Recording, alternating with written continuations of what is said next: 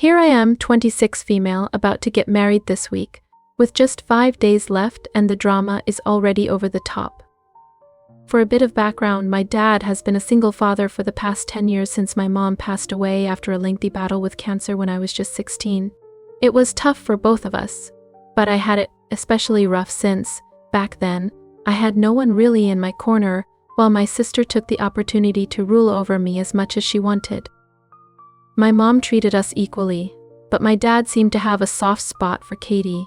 After our mom's passing, she started to get away with everything, while I was left shouldering the responsibilities. My sister, who is 2 years older than me, is 10 times more annoying and entitled than anyone I've ever known. She used to treat me like her personal servant, and whenever I protested, Dad would tell me to cater to her whims because she was too fragile to manage on her own. I saw through that act. My dad didn't, though. It didn't help that she was coddled after being a sickly child. As she grew up, she'd still play the chronic illness card to dodge chores, leaving all the work to me while she lounged in her room. It was infuriating. If I didn't step up, no one would, since Dad always came home exhausted after work, and I didn't want to bother him. Things changed once I turned 18 and moved out for college. Life improved drastically. I distanced myself from Katie, who I didn't like at all. After college, we went our separate ways, and while I missed my dad, there was no way I was sacrificing my sanity by living with my family again. A lot of people may find it strange, but I genuinely got along with my dad despite his glaring favoritism towards Katie. We had a good relationship until recently, don't get me wrong. I wasn't a doormat. I stood up to him plenty of times about his bias, and we had our disagreements, but at the end of the day, he was still my father, and we'd make amends. I met my fiancé, Andy, in college, and after nearly 8 years of dating, we are finally tying the knot this year. We're both in great places in our careers, making it feel like the perfect time. Unfortunately for Katie, things aren't going as smoothly. After graduating, she had been living independently for a couple of years, but after quitting her job to dive into a jewelry business with a friend, she hit rock bottom. They jumped into it with zero research or preparation, and it was doomed from the start. And now, here we are, wedding drama, just a few days away. They not only burned through all the investment money they had mostly raised from family and friends, but they also failed to generate any substantial revenue from the business. She had quit her job, and after her venture flopped, she had to shut it down and has been unemployed ever since. It's been almost 6 months, and she hasn't even attempted to look for another job, leaving her completely dependent on my dad. He was planning to retire in a couple of years, but now it doesn't seem feasible since he's supporting her. This is just one of the issues we've been clashing over lately because I believe he needs to encourage her to find a job. She can't rely on her aging father forever and sulk over one failed business. She needs to take charge of her life. My dad insists that she just needs some time to emotionally process everything before diving into something new. Our views on this are so divergent that we try to avoid the topic. Discussing it only leads to arguments. Besides, I got engaged just a few weeks after she shut down her business, and my dad thinks that's another reason she's so upset, especially when her younger sister seems to be thriving while she struggles to even get out of bed some days. I know she's feeling envious of me right now. She makes sure to air her grievances on social media, portraying herself as a victim of terrible fortune. Each time someone responds to her posts, it feels like a cry for help. She compares her situation to mine, claiming she deserves success more than I do, insinuating that my achievements come from manipulating and stepping on others. In reality, I've achieved what I have through hard work, while she continues to play the victim responsible for most of her setbacks, except for one thing. 3 weeks ago, her cat passed away after nearly 15 years. She was deeply attached to that cat, and its death hit her hard. My dad told me things got so bad that I started to feel sorry for her. Honestly, I wanted to reach out and offer my condolences, but I didn't want to come off as insincere, so I asked my dad to pass along my message. She was already in a depressed state, and when her cat died, she refused to eat for days. My dad had to literally beg her to get out of bed and take care of herself. It was heartbreaking to witness, and I felt pity for both of them. But with wedding preparations in full swing and the big day just weeks away, I didn't want to get too involved with their situation. I kept in touch with my dad and offered comfort when he expressed frustration over Katie's behavior, but that was about all I could do. I didn't expect any repercussions, But a few days ago, my dad called to tell me he wouldn't be able to walk me down the aisle on my wedding day. I had always assumed he'd be the one escorting me, especially since I'd just called him the day before to formally invite him to do so. His response of needing time to think felt off. Then the next day he called to decline, and when I asked why, I was completely taken aback by his reasoning.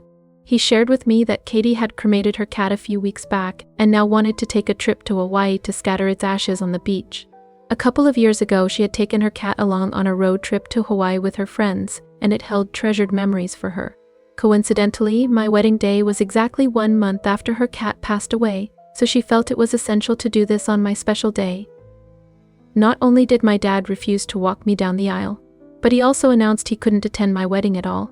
He expressed his regret and promised to make it up to me later, but he needed to be with Katie since she had finally voiced a desire to get out of the house after weeks of staying in.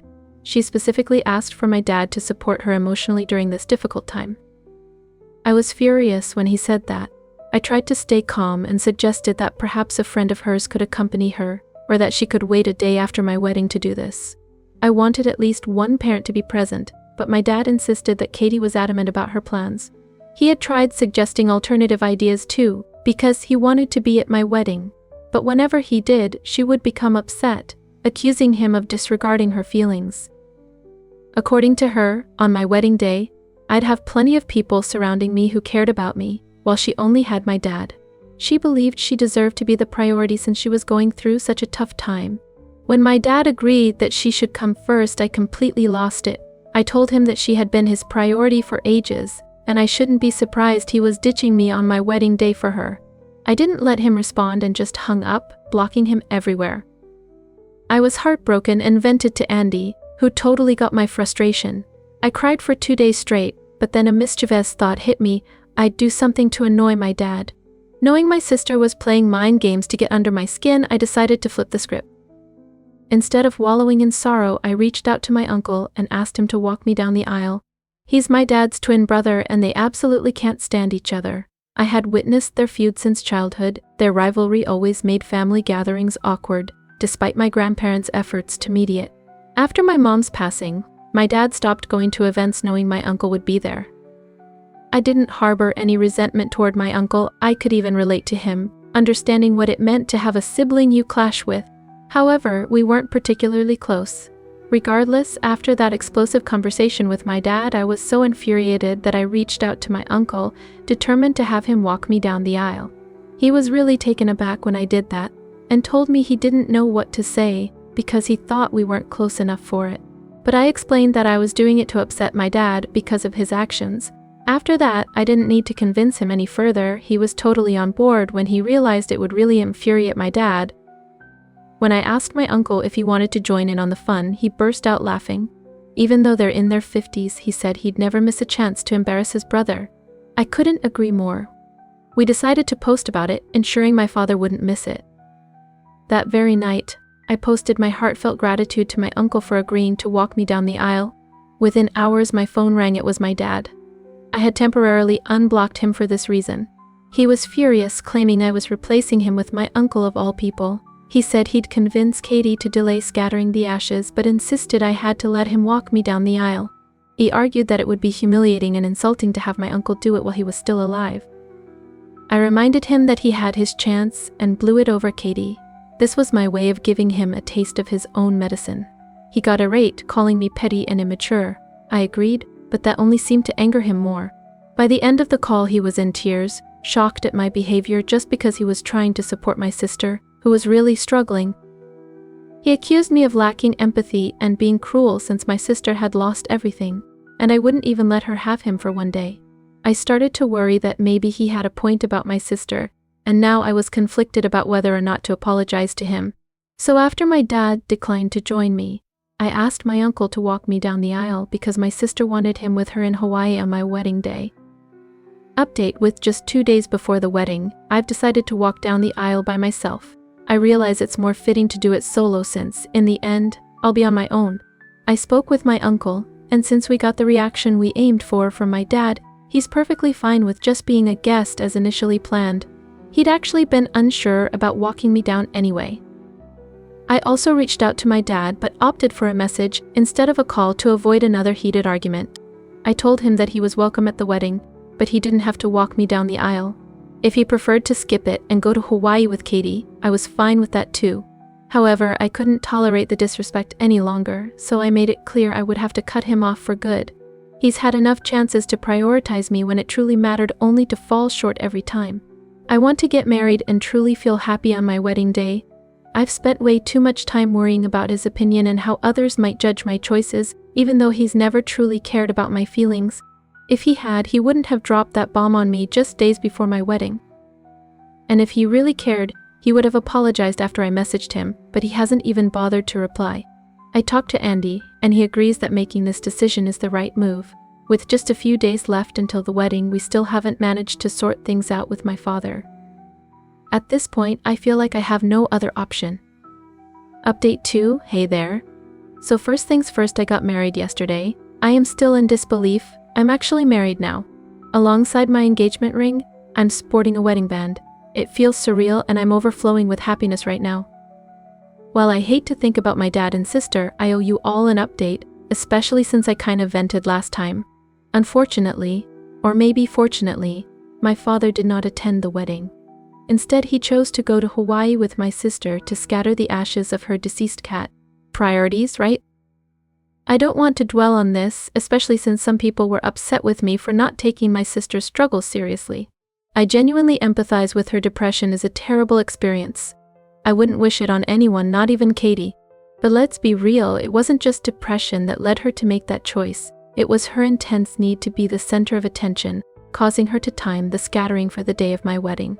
She could have waited a couple of days or done it earlier, but she chose that moment, and I can't help but think it wasn't just a coincidence. Sure, depression is an explanation, but it's not an excuse. I'm not mocking her struggle, but I won't just brush aside her actions.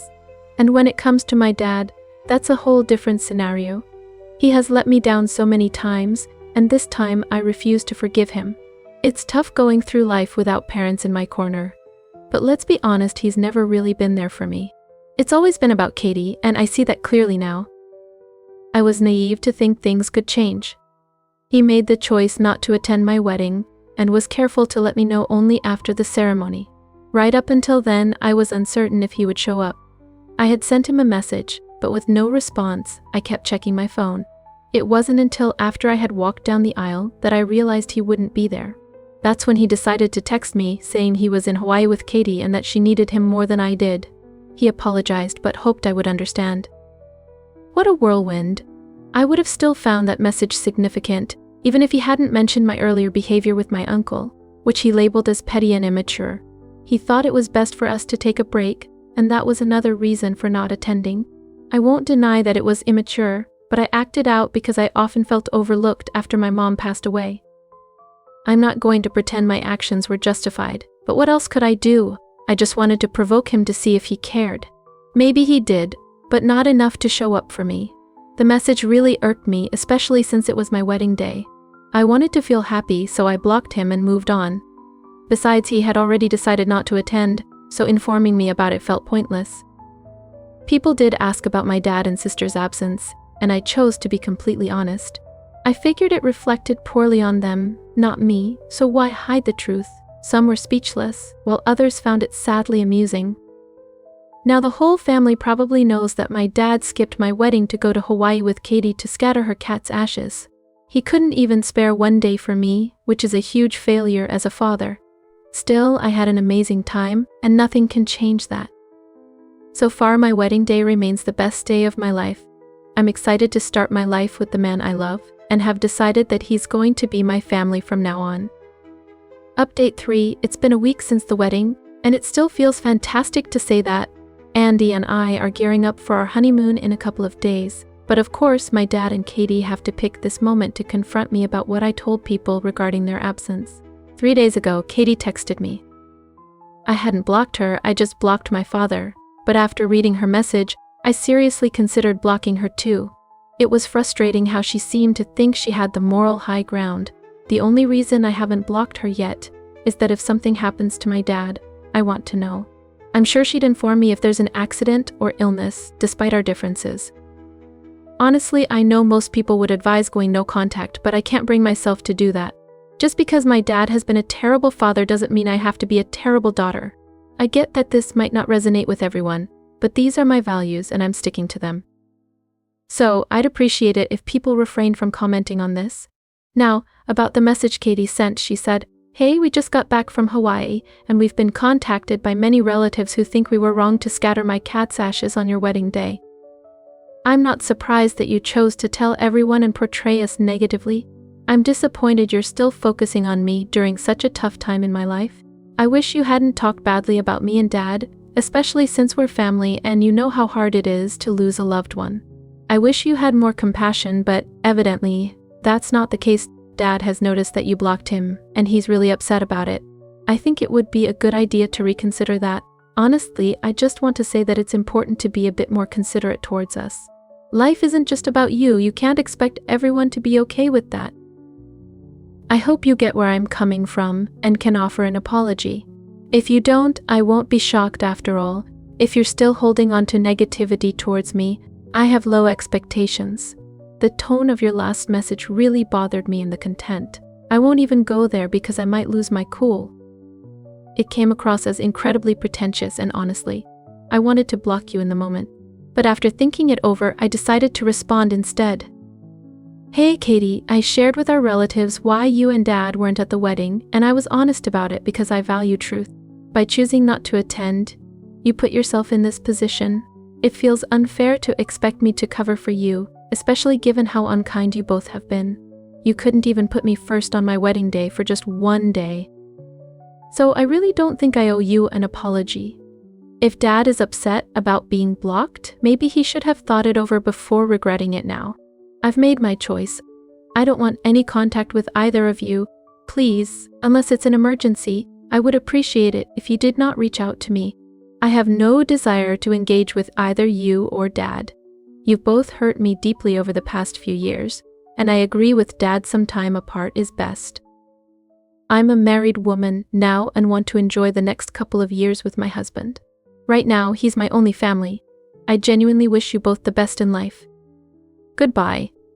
After showing this to Andy, I sent the message, and she replied just a few minutes ago, saying she would respect my wishes.